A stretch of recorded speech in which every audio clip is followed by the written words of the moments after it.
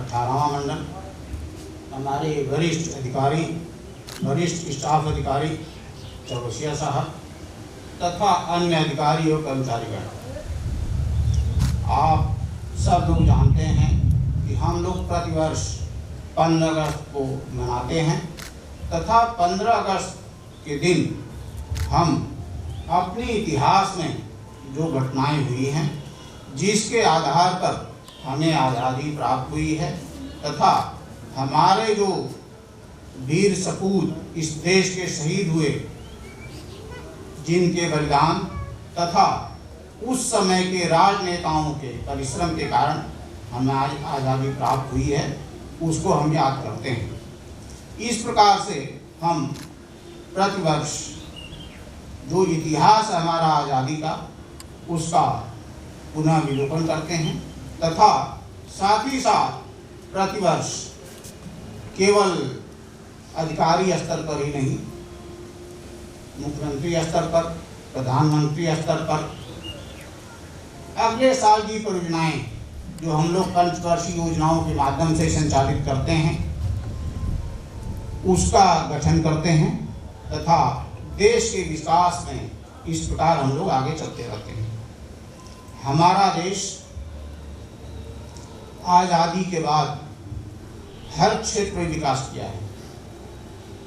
हो सकता है उतनी तीव्र गति से विकास नहीं किया जिस गति से लोगों को अपेक्षा होती है, क्योंकि हमारा देश लोकतांत्रिक देश है। लोकतांत्रिक देश में सबकी बातें, सबके विचारों का मत होता है। समय और परिस्थितियां बदलती रहती हैं, फिर भी अगर आप देखेंगे तो पाएंगे हमारा देश दुनिया में अग्रणी देशों में है। चाहे हमारी सेना हो, चाहे हमारी शिक्षा हो, चाहे अन्य कोई भी क्षेत्र हो, हम उसमें आगे गए हैं और आगे भी हम लोग आगे जाएंगे।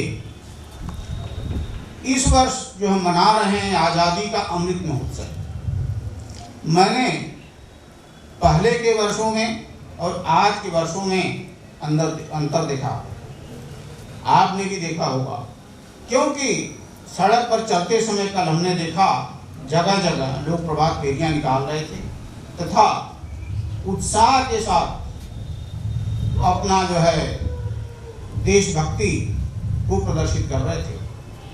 आज से पहले हमने कभी नहीं देखा इस चीज़ को।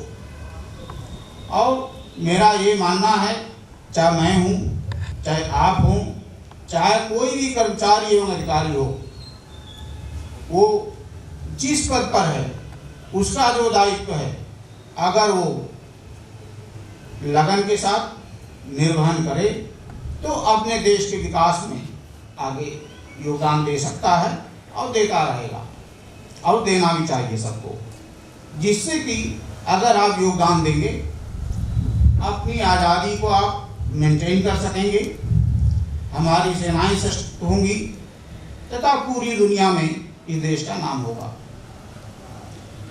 वर्तमान जो अमृत महोत्सव काल में आपने देखा, सुबह से ही अमृत वर्षा की बूंदें हो रही हैं, बूंदें पड़ रही हैं।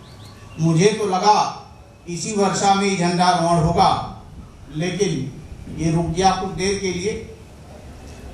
वर्तमान वर्ष में भी हमारी उत्तर प्रदेश सरकार ने सिंचाई की कई परियोजनाओं को उपलब्धि के रूप में लिया है। उसमें हमारी बाण सागर परियोजना भी है, जो कि विशेष रूप से राज्य सरकार द्वारा रेखांकित की गई है।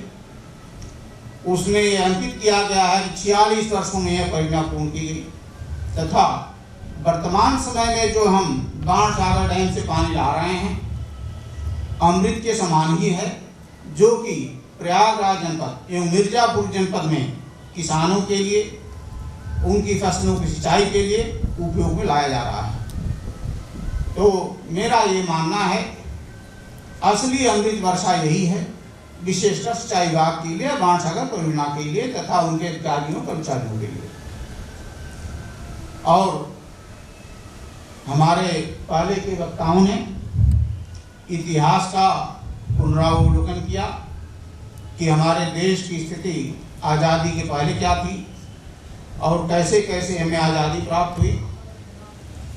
तो हर आदमी इस बात को एक बार याद करता है जिससे कि उसके अनुसार अपने विचार आगे बनाए और उसी के अनुसार काम करे, जिससे कि अपनी आज़ादी हमेशा कायम रहे।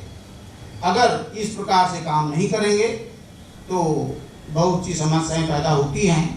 आप दुनिया में अगर देखें तो जगह जगह देश आपस में युद्धरत हैं, क्योंकि उनके विचार ऐसे नहीं हैं कि दूसरे देश के लोगों को बर्दाश्त कर सकें, दूसरे देश को बर्दाश्त कर सकें।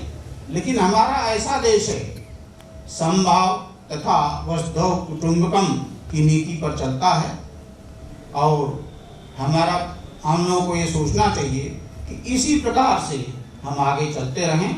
एक बार मैं पुनः आप सब लोगों को इस 15 अगस्त के आज़ादी के अवसर पर बधाई देते हुए अपनी बात समाप्त करता हूँ।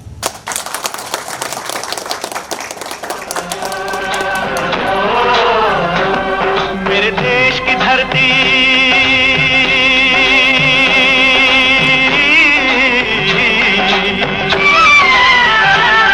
मेरे देश की धरती सोना उगले उगले हीरे मोती। मेरे देश की धरती, मेरे देश की धरती, मेरे देश की धरती सोना उगले उगले